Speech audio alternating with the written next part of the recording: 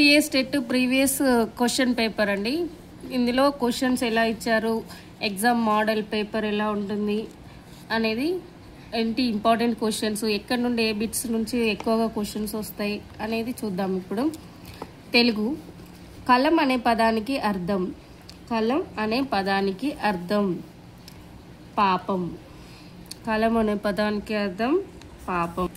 కింది వానిలో జంట పదం కానిది. కింది వానిలో జంట పదం కానిది. వింత మనిషి. శ్రద్ధాభక్తులు జంట పదమే. అప్పు సప్పు పరువు ప్రతిష్ట జంట పదం. వింత మనిషి అనేది జంట పదం కాదు. కింది వాటిలో జాతీయం కాని పదం ఏది? కింది వాటిలో జాతీయం కాని పదం ఏది? మనసుంటే మార్గం ఉంటుంది. మనసుంటే మార్గం ఉంటుంది. కడుపు మంట, గడ్డిపెట్టు, పప్పులో కాలు వేయడం ఇవి జాతీయాలు అనుకుంటే మనసుంటే మార్గం ఉంటుంది జాతీయం కాదు. నెక్స్ట్, కింది వాటిలో సామెత కానిది. సామెత కానిది. పుండు మీద కారం జల్లినట్లు సామెతనే. కాసిన చెట్టుకే రాళ్ళ దెబ్బలు సామెతనే. ఏ ఎండ కాగొడుగు పట్టడం సామెతనే. అంటే అందే వేసిన చెయ్యి అనేది సామెత కాదు. వక్రం. వక్తం అనగా అంటే ముఖం. వక్రం అనగా ముఖం. వక్రం. నెక్స్ట్, ద్విత్వం. ద్విత్వం అంటే ఏంటి? ద్విత్వం అంటే ఏంటి? ఒక హల్లుకు రెండు హల్లులు ఒత్తులుగా రావడం కాదు.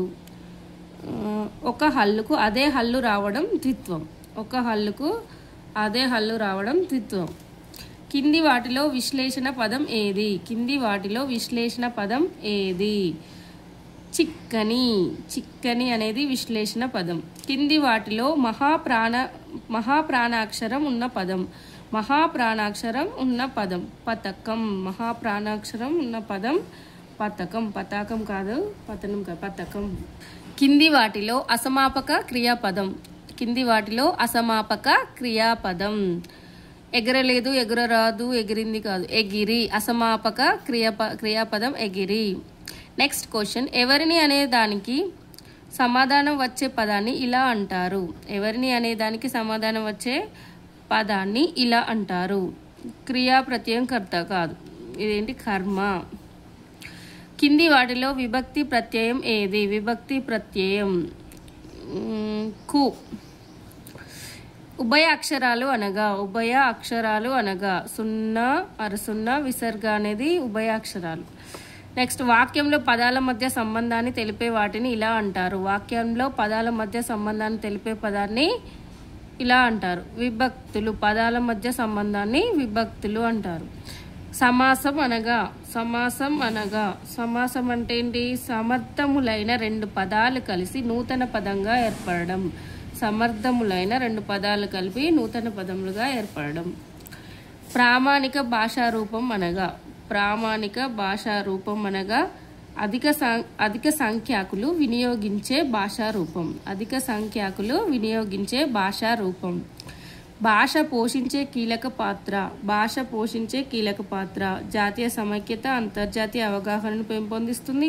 మనుషుల మధ్య ఐక్యతా భావాలను పెంపొందిస్తుంది. మానవ సంబంధాలను పెంపొందిస్తుంది. ఒకరితో ఒకరు భాష మాట్లాడుకున్నప్పుడే పైవన్నీ కూడా, ఏదైనా మనకి పైవన్నీ కరెక్ట్ ఆన్సర్స్.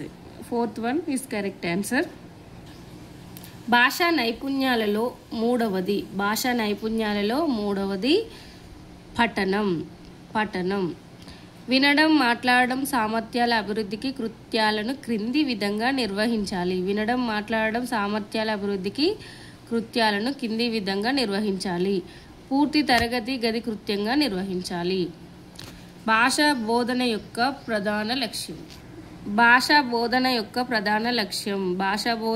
ప్రధాన లక్ష్యం నిర్ధారించిన సామర్థ్యాలను పెంపొందించడం. గేయాలను పొడిగించగలగడం అనేది ఏ సామర్థ్యానికి సంబంధించినది? సృజనాత్మకత. మనకి సృజనాత్మకత ఉంటేనే గేయాలను ఇంకా పొడిగించగలం. నెక్స్ట్ క్వశ్చన్, కింది పద్యం చదవండి. పద్యం ఇచ్చారు ఇక్కడ. ప్రశ్నలకు సరైన జవాబులు గుర్తించండి.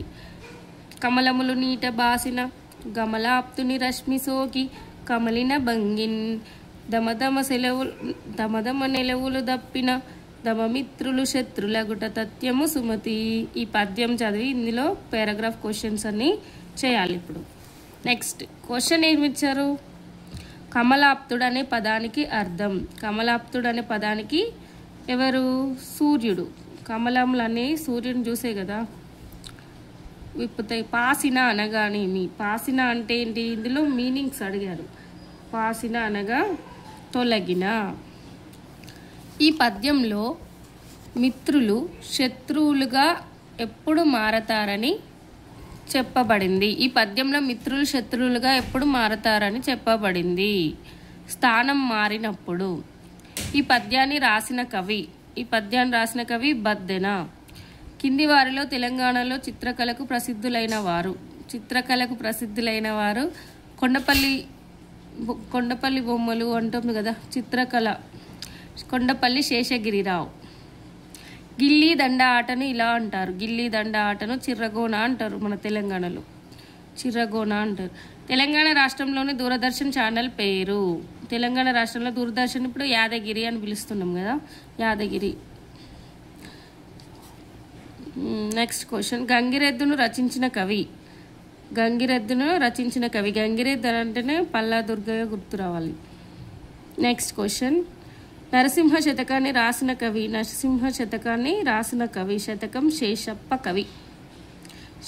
శేషప్ప కవి అని గుర్తుపెట్టుకోవాలి. ఎలమి అనగా సంతోషం.